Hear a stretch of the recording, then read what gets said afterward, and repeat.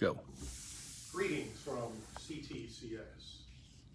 We are going to solve problem 18A today. Okay?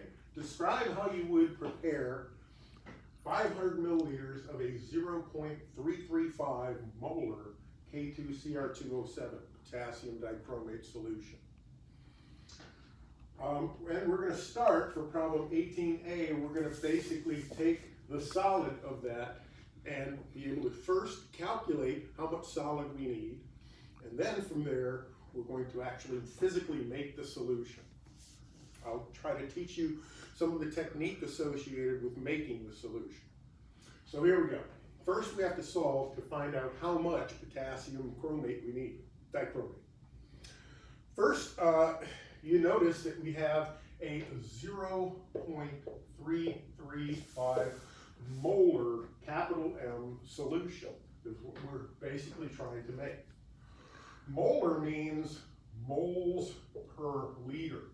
So when I see big M, I usually write, when I'm solving the problem, moles per liter. And we're looking to make 500 milliliters of that. Now, you guys probably remember the conversion, I hope, how to calculate, since this is in liters, this here, right, the volume we're looking for is in milliliters, so we're going to have to convert the milliliters in order to make the calculations for this, okay? So essentially all we're doing is moving to 3 decimal places by dividing by 1,000. You guys should all remember that. So the first step, of course, now will be to say, hey, we're going to make 0.500 liters of that solution.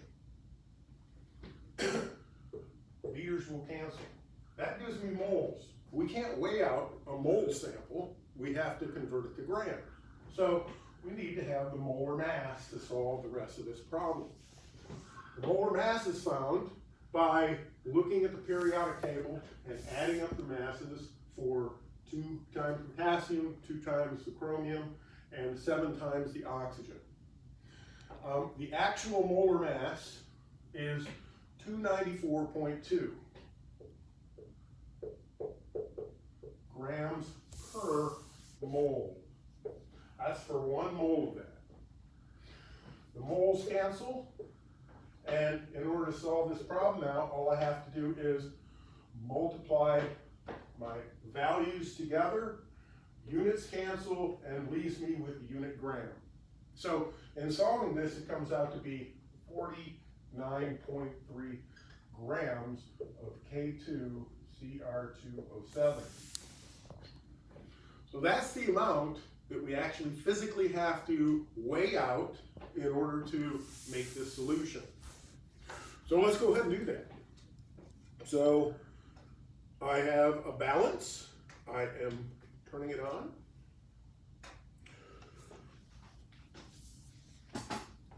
I'm going to take the tare and I'm going to zero the tare out.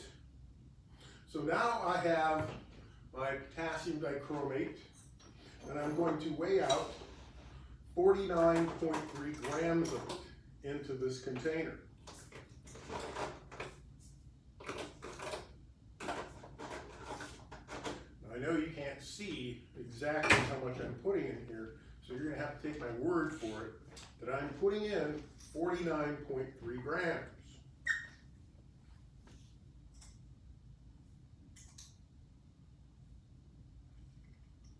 Okay. A little bit more. We want to be precise. We have a balance that will weigh to the 1,000th place. Okay. So now I have the amount weighed of my solute, which I'm going to be adding to water, which is my solvent. Now I'm going to make it with tap water to make it so that I don't have to use distilled water. But normally you would use distilled water to make up all molar solutions. I have a 500 milliliter volumetric flask. To make a molar solution, you must use this container. Now you can use something that is less precise, but all chemists who make up solutions use volumetric flasks to make up molar solutions. And there's a mark, there's only one mark at the top of this flask, and that mark is where we will add our solvent up to, okay? And then adding the solute with the solvent, the water, will eventually, after we dissolve this, you will have then a solution, okay? Remember that solute plus solvent equals solution, okay? So now I will take this material and I will try to get all of this into my 500 milliliter volumetric flask. So a lot of times what helps is you can take a little bit of your water. You can tell I'm kind of making this cup shaped, and I'm adding this solvent to the solute, and I'm getting all of it into the volumetric flask.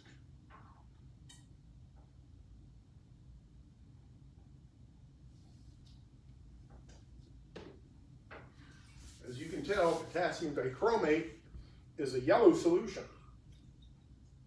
All dichromates are yellow. So I am basically taking some of this water that I have in here and I'm trying to dissolve as much of the solute as I can until I add a little bit more water.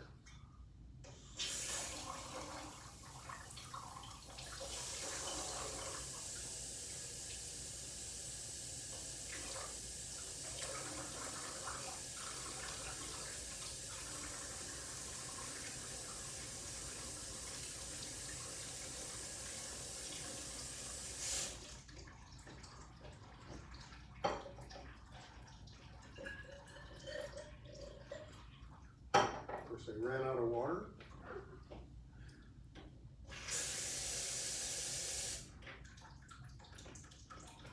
And now the final stage is I want to make sure that before I add it all the way to the mark, I'm going to make sure that all of my solute has dissolved, and it has.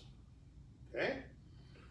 So now I'm going to hold the line up to where my eye is, and I'm going to add solvent until it reaches the bottom of the meniscus right at the mark, which I have right now.